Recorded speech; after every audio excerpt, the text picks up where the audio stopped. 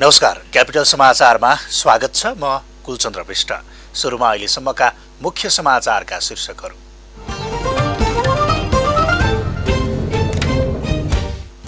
प्रतिनिधि सभा पुनर्स्थापना भए पनि सरकारकै कारण संसद बिजनेसविहीन, अन्यलता र तानातानकै बीच प्रतिनिधि सभाको बैठक आगामी चैत 10 गतेसम्मका लागि स्थगित। जसपा राजी भए कंग्रेस नेतृत्वमा सरकार बनाउन तयार रहेको सांसद रिजालको प्रतिक्रिया। आफ्ना माग पूरा गर्नेलाई समर्थन गर्ने जसपा सांसद कर्णको भनाई। नेपाल सरकार र विश्व बैंक बीच 2 अर्ब 80 करोड रुपियाँ बराबरको ऋण र अनुदान सम्झौतामा हस्ताक्षर। सहयोग रकम समृद्धिका लागि वनायोजनामा खर्च हुने। कोरोना महामारीको तेस्रो लहर सुरु भएपछि फ्रान्समा 1 महिनाका लागि लकडाउनको घोषणा। पेरिस लगायतका अन्य 15 शहरमा कडा रूपमा लकडाउन हुने।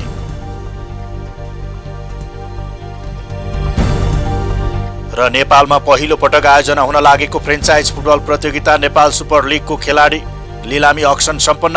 8 खेलाडी सर्वाधिक महँगो मूल्यमा अनुबन्धित।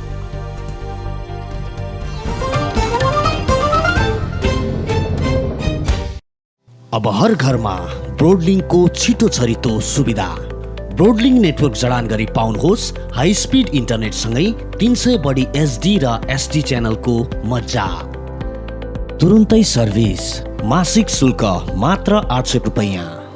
60 MBPS सम्मका इन्टरनेट प्याकेजहरू। इन्टरनेट पुगेको ठाउँमा तत्काल प्रयोग गर्न सकिने झन्झट रहित एउटै तारबाट इन्टरनेट र टेलिभिजन सेवा। छुटेका टेलिभिजन कार्यक्रम पुनः आफूलाई मन लागेको समयमा हेर्न सकिने। Broadlink, connect your way to freedom.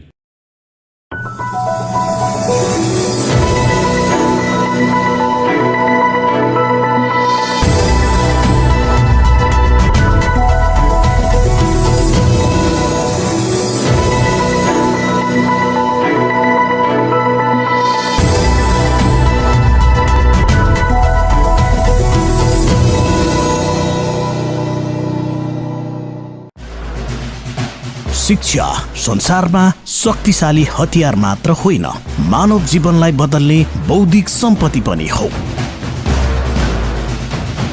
शिक्षाका बहुआयामिक क्षेत्रका बारेमा बहस अनि छलफल गरिने एक मात्र कार्यक्रम सर्व शिक्षा। सबैका लागि शिक्षा, सधैँका लागि शिक्षा। कार्यक्रम सर्व शिक्षा हरेक आइतबार अपराह्न 4 बजे मात्र क्यापिटल टिभी एचडीमा।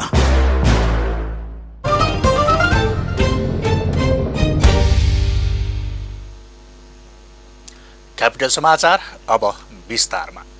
प्रतिनिधि सभा पुनर्स्थापना भए पनि सरकारकै कारण संसद बिजनेसविहीन भएको छ। माघ 23बाट सुरु भएको हिउँदे अधिवेशनको नियमित बैठकको कार्यसूची तय भए पनि बैठक अझै मूल मुद्दामा प्रवेश गर्न सकेको छैन।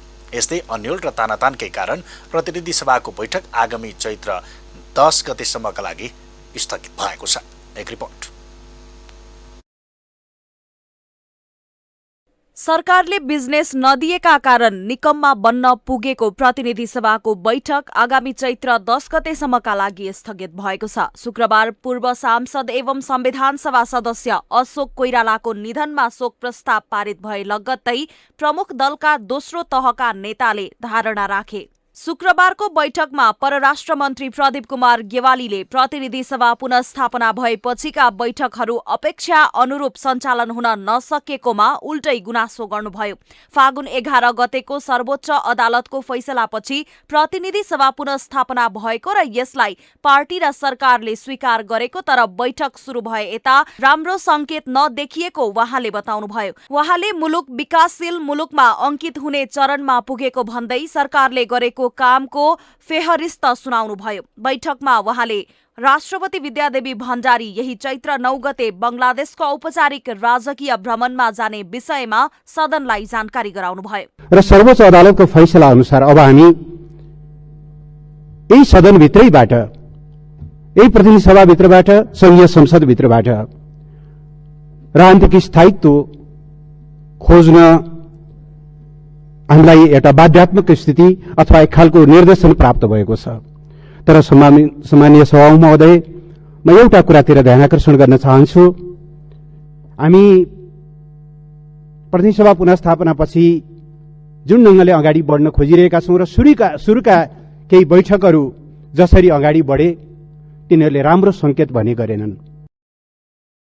प्रमुख प्रतिपक्षी दलका नेपाली कंग्रेसका प्रमुख सचेतक बालकृष्ण खाडले प्रतिनिधि सभा पुनः स्थापित भएपछि विघटन गर्ने प्रधानमन्त्रीले नैतिक दायित्व लिँदै मार्ग प्रशस्त गर्नुपर्ने माग गर्नुभयो। उहाँले सरकारले सामान्य शिष्टाचार पनि नगरी भूमिगत शैलीमा जनप्रतिनिधिहरूको थलो संसदको अधिवेशन अन्त्य गरेको र हिउँदे अधिवेशन कुर्दै गर्दा एकलौटी ढंगले प्रतिनिधि सभा विघटन गरेको भन्दै नैतिकता देखाउन माग गर्नुभयो। उहाँले महिला हिंसा तथा एसिड आक्रमणका अपराधीलाई कारवाही गर्न बनेको कानूनलाई मूर्त रूप दिन कंग्रेस सकारात्मक रहेको प्रष्टीकरण दिनुभयो।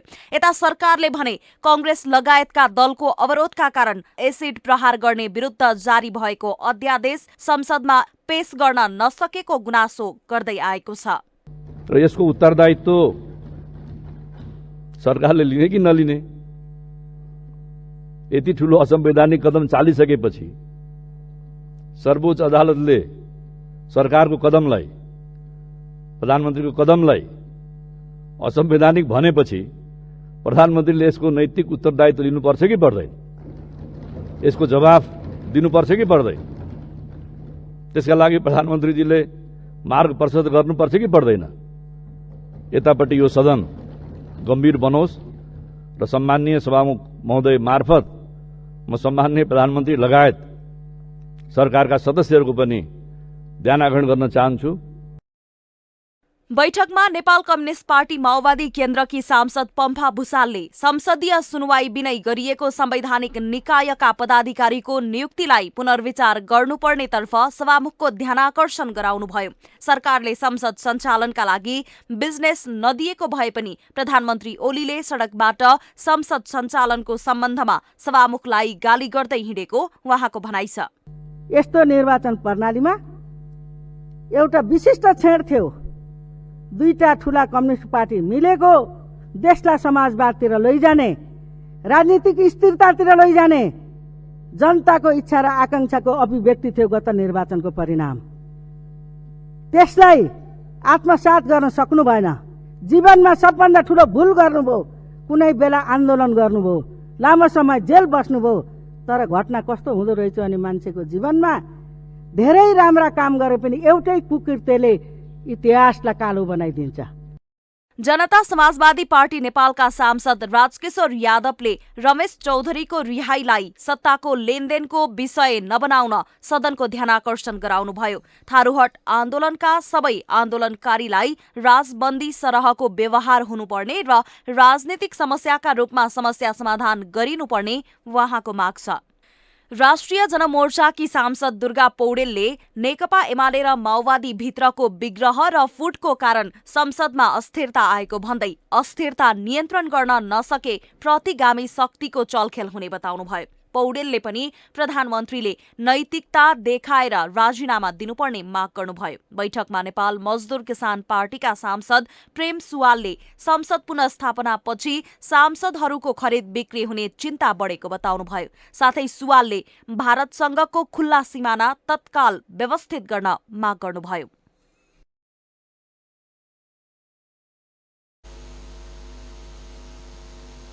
नेपाल कम्युनिस्ट पार्टी एमाले र संसदीय दलका उपनेता सुभाष चन्द्र नेमवाङले सरकार संविधानको मूल्य र मान्यता बमोजिम अगाडि बढ्ने बताउनु भएको छ। शुक्रबारको प्रतिनिधि सभाको बैठकपछि सञ्चारकर्मीहरूसँग प्रतिक्रिया दिँदै उपनेता नेमवाङले सरकार संविधानले स्थापित गरेको मूल्य र मान्यता बमोजिम अगाडि बढ्नका लागि दृढ रहेको बताउनु भएको हो। हालसम्म नेकपा माओवादी केन्द्रले सरकारलाई दिएको समर्थन फिर्ता नलिएको भन्दै उहाँले विश्वासको मत फिर्ता लिएपछि पनि सरकार संविधान बमोजिम नै अगाडि बढ्ने टिप्पणी गर्नुभयो।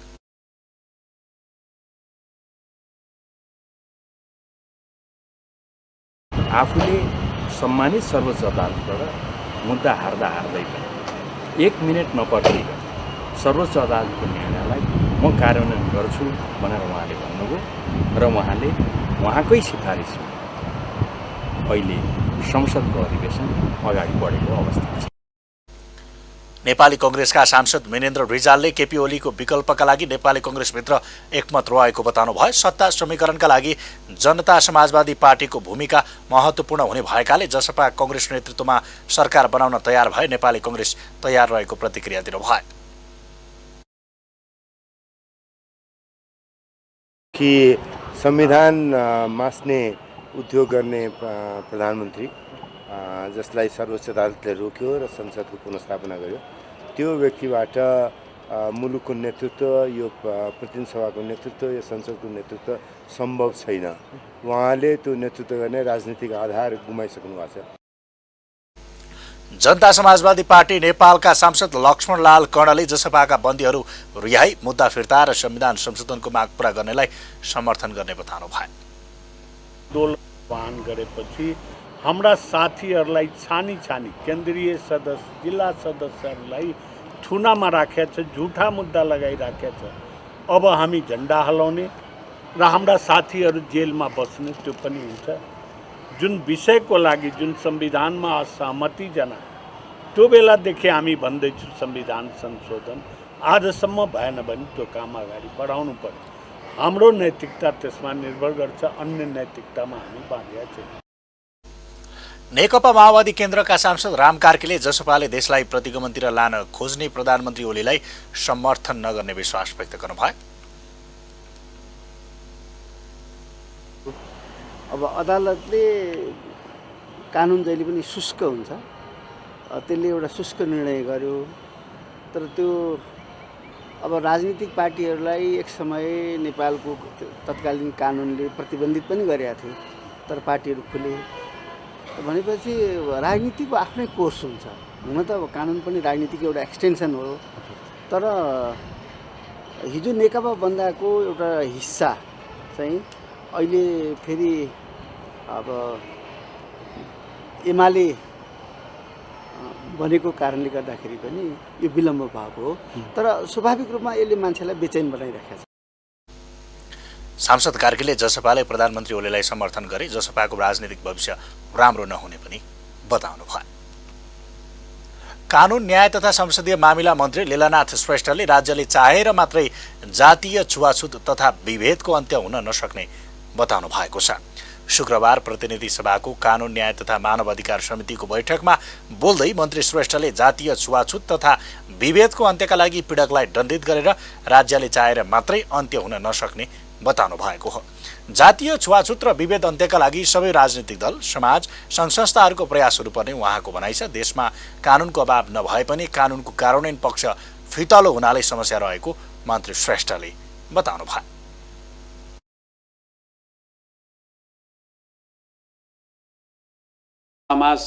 सामाजिक सङ्घ संस्थाहरू, मानवाधिकार कर्मीहरूले सबभन्दा पहिले आफूबाट सुरु गर्नुपर्छ व्यवहारमा, र सबै राजनीतिक दल लगायत सबै सङ्घ संस्था, समाजले चाहिँ यसलाई प्राथमिकताका साथ अगाडि बढ्नुपर्छ। यसलाई कसरी न्यूनीकरण गर्ने, कानुनलाई कार्यान्वयन कसरी गर्ने, यसमा हामीले ध्यान दिनु जरुरी छ। मन्त्री श्रेष्ठले जातीय छुवाछुतका पीडकको संरक्षणमा नेताहरू नै लाग्ने गरेको पनि बताउनु भयो। जातीय विभेद रोक्न राजनीतिक दलहरू प्रतिबद्धताका साथ लाग्नुपर्ने उहाँको भनाइ छ। विभेद अन्त्य गर्न अभियान नै सञ्चालन गर्नुपर्ने आवश्यकता रहेको पनि उहाँले बताउनु भयो। हामीले सबभन्दा पहिले हामी राजनीति गर्ने व्यक्तिहरू नै अब कसैलाई छुवाछुत सम्बन्धी दण्डित गरेपछि सबभन्दा सिफारिस हामीले नै गर्छौँ, यो हाम्रो मान्छे हो, अब यस्तो हुँदैन, एकपटकलाई यसरी छाडिदिनुहोस् भनेर सबभन्दा पहल गर्ने हामीले। त्यो व्यवहारमा हामीले लागू गरेपछि न्यूनीकरण एकदमै हुन्छ, मलाई त्यस्तो लाग्छ। हामी सबै राजनीति गर्ने व्यक्ति हौँ, हामीले नै त्यसमा बचाउन खोज्छौँ। सामाजिक अपराधहरू जति छ हरेक कुरामा, त्यस कारणले हामी आफैलाई यो जिम्मेवार ठानेर यसलाई कसरी न्यूनीकरण गर्ने सबै राजनीतिक दलहरू प्रतिबद्धताको साथ यसमा लाग्नुपर्छ र यसलाई हामीले जनचेतनाको रूपमा पनि यसलाई कार्यान्वयन गर्नुपर्छ। यसलाई अधिवक्ता राजु प्रसाद चापागाईले जातीय विभेद उन्मूलनका लागि राजनीतिक इच्छा शक्तिको खाँचो रहेको बताउनु भयो। कानुन मात्रै विभेद अन्त्यको औषधि नभएकाले अपराधको रोकथाम, नियन्त्रण र सामाजिक जागरणको आवश्यकता रहेको उहाँको भनाइ छ। ऐनको संशोधन जरुरी रहेको पनि उहाँले बताउनु भयो। उन्मूलनका लागि राजनीतिक इच्छा शक्तिको खाँचो पर्छ। दण्डात्मक कानुन मात्रै अचूक औषधि होइन। कसुर घोषणा हुनु र दण्डको व्यवस्था गर्नु एउटा पक्ष हो। उन्मूलनको लक्ष्य नजिक पुग्नको लागि अपराधको रोकथाम, नियन्त्रण, सामाजिक जागरण, भेटिङ लगायतका गैर फौजदारी जवाबदेहिताका उपायहरूको एकीकृत प्रयासको खाँचो पर्दछ। त्यही खाँचोलाई पूरा गर्न सक्ने गरी ऐनको व्यापक संशोधन जरुरी छ। अधिवक्ता श्याम विश्वकर्माले दलित समुदायमाथिको विभेद कायम रहेको भन्दै पर्याप्त कानुन नभएको बताउनुभयो। जातीय विभेदको घटनामा प्रहरीले जारी नलिने तथा अदालतले पक्राउ पूर्जी जारी नगर्ने समस्या रहेको पनि उहाँको भनाइ छ।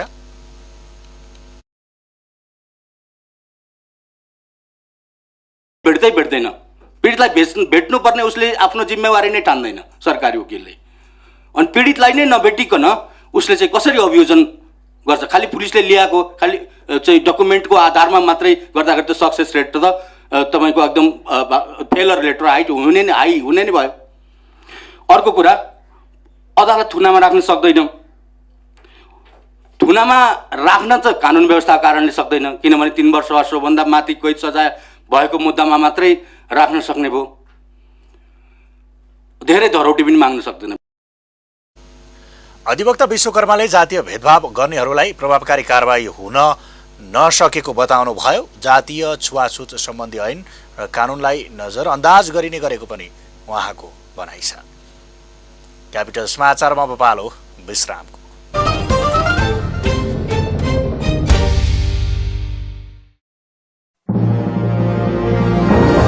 रोटरी र रोटरियनका गाथा। रोटरी गतिविधि, समाज र रोटरीको सम्बन्ध, सामाजिक सद्भावको पुल। रोटरी अभियान, सद्भाव र मैत्रीपूर्ण समाजका लागि।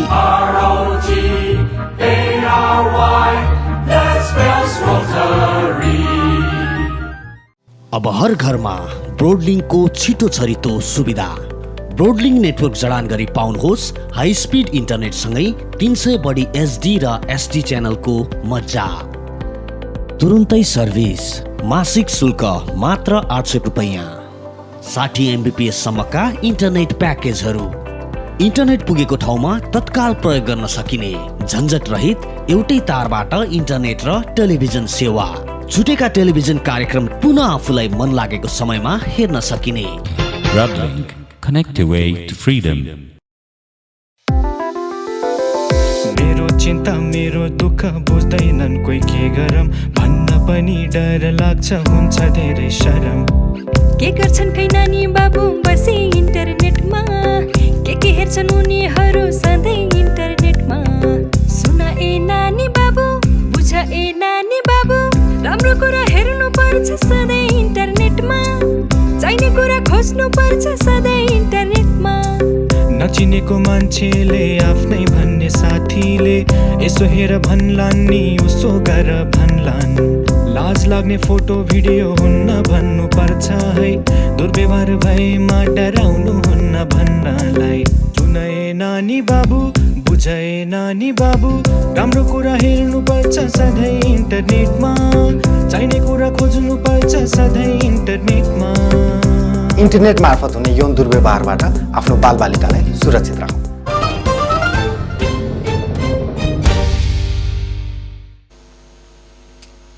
विश्रामपछि क्यापिटल समाचारमा स्वागत छ। अब बाँकी समाचार।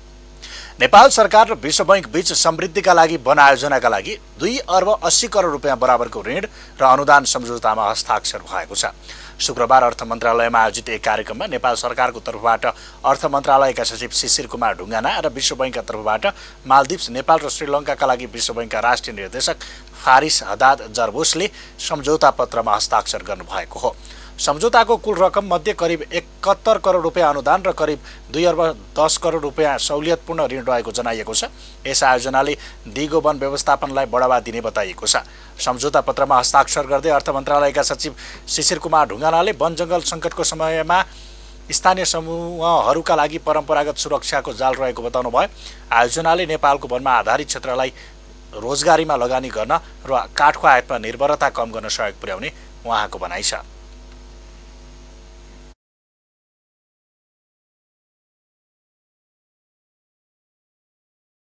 climate change also. I would also like to recall the recent signing of emissions reduction payment agreement with the World Bank, as Faris already highlighted about it, unlocking up to $45 billion to reduce carbon emissions, addressing the deforestation and the forest degradation in the Terai Arc landscape by 2025. Nepal र श्रीलङ्काका लागि विश्व बैंकका राष्ट्रिय निर्देशक जर्भोसले यस आयोजनाले 50वटा गाउँपालिका र नगरपालिकाहरूलाई सहयोग पुर्याउने बताउनु भयो। आयोजनाले समावेशी जलवायु कार्य तथा नेपालको तुलनात्मक लाभमा आधारित हरित आर्थिक वृद्धिका लागि सुरुवातको बिन्दु हुने उहाँको भनाइ छ। अपेक्षित परिणाम हासिल भए आयोजनालाई अझ विस्तार गरिने पनि उहाँले बताउनु भयो। Forest for Prosperity project, a 24 million investment project supported through the Forest Investment Program that will support the ongoing federalism process, support the community's sustainable management of forests, and help develop a vibrant and modern forest-based private sector. These two operations are part of an ongoing programmatic engagement on forest landscapes between the government of Nepal and the World Bank. समृद्धिका लागि वन आयोजनाले नेपालको दिगो वन व्यवस्थापनलाई सुधार गर्दै वनमा आधारित निजी क्षेत्रको विकास गरी वन क्षेत्रको रूपान्तरण गर्न योगदान पुर्याउने बताइएको छ। यो आयोजना विश्व बैंकद्वारा वित्त पोषित गरिएको विगत 15 वर्षकै पहिलो वन क्षेत्र सम्बन्धी लगानी आयोजना हो। महान्यायाधिवक्ता अग्नि खरेलले पदबाट राजीनामा दिनुभएको छ। खरेलले पत्रकार सम्मेलन गर्दै आफूले पदबाट राजीनामा दिएको घोषणा गर्नुभएको हो। पत्रकार सम्मेलनमा खरेलले प्रधानमन्त्रीलाई भेटेर राजीनामा दिएको बताउनु भयो। उहाँले प्रधानमन्त्रीसँग छलफल गरेरै राजीनामा दिएको बताउनु भएको हो। खरेलले आफू अब राजनीतिमा फर्कने बताउनु भएको छ। पार्टीले दिएको जिम्मेवारी सम्हाल्ने पनि उहाँको भनाइ छ। प्रधानमन्त्रीसँग आफ्नो सम्बन्ध बिग्रिएको कुरा पनि गलत भएको खरेलको भनाइ छ। आज चाहिँ मैले त्यो लेखिए बमोजिमको जे काम तपाईँहरूले लेख्नु भएको थियो त्यस बमोजिमको काम गरेर आएको छु। सम्माननीय प्रधानमन्त्रीलाई मैले भेटेको छु र मैले आफ्नो पदबाट राजीनामा दिएको छु। यसो गरिरहँदाखेरि मैले प्रधानमन्त्रीसँग र मेरो सम्बन्धको बारेमा पनि अघिल्ला मिडियाहरूमा केही कुराहरू लेखेका थिए, त्यो कुराहरू होइनन्। प्रधानमन्त्री र मेरो सम्बन्ध अत्यन्त सुमधुर छ, राम्रो छ। प्रधानमन्त्रीसँग छलफलै गरेर मैले यो पदबाट 3 वर्ष मैले पुरा गरेँ र मैले राम्रै गरेको छु भन्ने मलाई लागेको छ। पूर्व कानुन मन्त्री समेत रहनुभएका खरेललाई मन्त्री परिषदको सिफारिसमा राष्ट्रपति विद्यादेवी भण्डारीले 8 फागुन 2074मा महान्यायाधिवक्ता नियुक्त गर्नुभएको थियो। यस्तै खरेलको राजीनामासँगै नयाँ महान्यायाधिवक्तामा रमेश बडाल सिफारिस हुनुभएको छ। प्रधानमन्त्री कार्यालयबाट महान्यायाधिवक्तामा बडालको नाम सिफारिस गरिएको हो। बडाललाई महान्यायाधिवक्ता नियुक्त गर्न राष्ट्रपति कार्यालयमा सिफारिस गरिएको छ। पछिल्लो 24 घण्टामा नेपालमा थप 125 जनामा कोरोना संक्रमण पुष्टि भएको छ। यो सँगै कुल संक्रमितको संख्या 2,75,750 जना पुगेको स्वास्थ्य तथा जनसङ्ख्या मन्त्रालयले जनाएको छ। गत 24 घण्टामा 3,161 जनाको पीसीआर परीक्षण गर्दा 125 जनामा कोरोना पुष्टि भएको छ। यो सँगै नेपालमा पीसीआर परीक्षण हुनेको संख्या 22,30,708 पुगेको छ। गत 24 घण्टामा 1 जना कोरोना संक्रमितको मृत्यु भएको छ। यो सँगै नेपालमा कोरोना संक्रमित मृतकको संख्या 3,016 पुगेको छ। हाल 51 जना क्वारेन्टाइनमा छन्। गत 24 घण्टामा 123 जना उपचारपछि डिस्चार्ज भएका छन्। यो सँगै नेपालमा निको हुनेको संख्या 2,71,733 पुगेको मन्त्रालयले जनाएको छ। क्यापिटल समाचारमा पुनः एकैछिन विश्राम।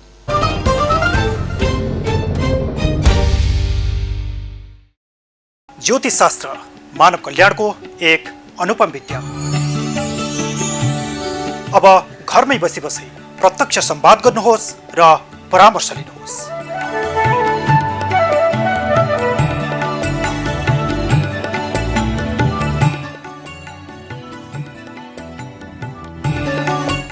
प्रस्तुत छ ज्योतिष समय, यानी सम्पूर्ण ज्योतिषीय समाधान।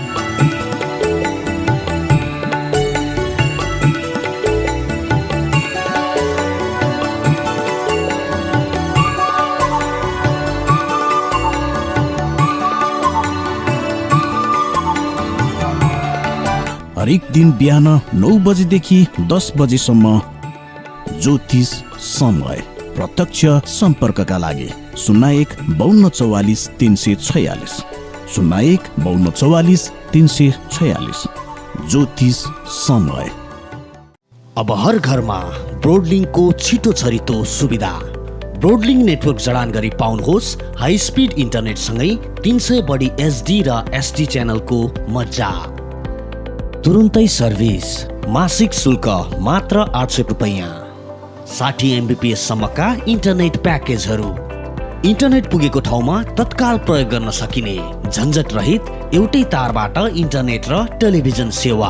छुटेका टेलिभिजन कार्यक्रम पुनः आफूलाई मन लागेको समयमा हेर्न सकिने। Broadlink, connect your way to freedom.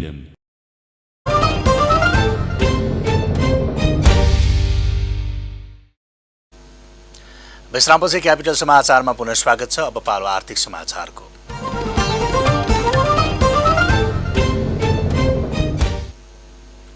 साताको अन्तिम दिन शुक्रबार सुनको मूल्यमा गिरावट आएको छ। शुक्रबार नेपाली बजारमा छापावाला सुनको मूल्य तोलामा 500 रुपियाँले घटेर प्रति तोला 86,700 रुपियाँमा कारोबार भएको नेपाल सुन चाँदी व्यवसाय महासङ्घले जनाएको छ। यस्तै तेजाबी सुन प्रति तोला 86,250 रुपियाँ कायम भएको छ। यस्तै शुक्रबार नेपाली बजारमा चाँदीको मूल्यमा पनि गिरावट आएको छ। शुक्रबार चाँदी तोलामा 15 रुपियाँले घटेर प्रति तोला 1,275 रुपियाँमा कारोबार भएको महासङ्घले जनाएको छ। अब पालो खेल समाचारको।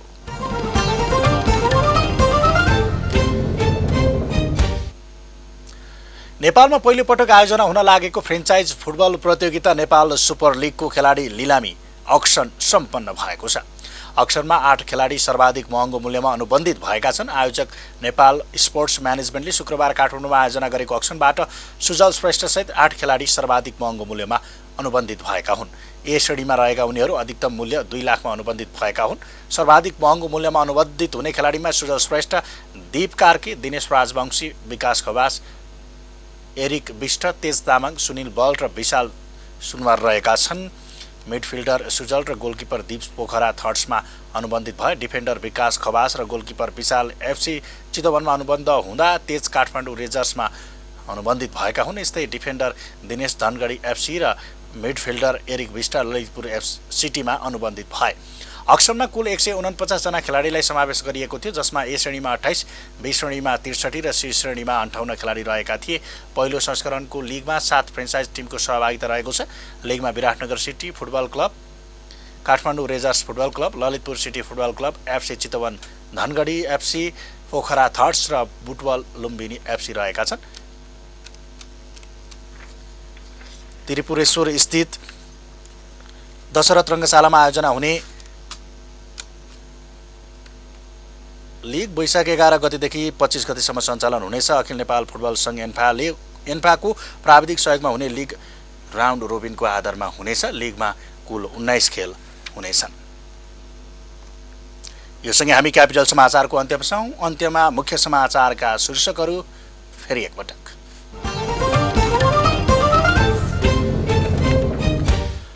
प्रतिनिधि सभा पुनर्स्थापना भए पनि सरकारकै कारण संसद बिजनेस विहीन। अन्यल र तानातानकै बीच प्रतिनिधि सभाको बैठक आगामी चैत 10 गतिसम्मका लागि स्थगित।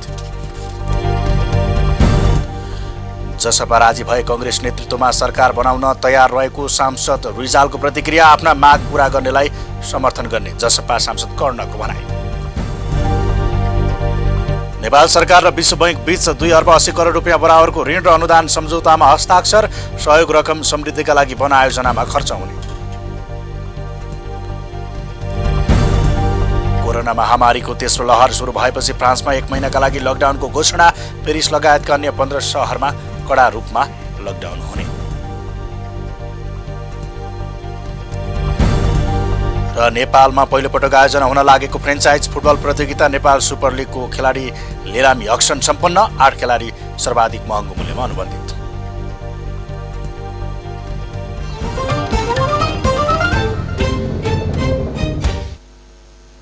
हौस् त, क्यापिटल समाचार अहिलेलाई सकियो। सूचना, मनोरञ्जन र ताजा समाचारका लागि क्यापिटल टेलिभिजन हेर्दै रहनुहोला। नमस्कार।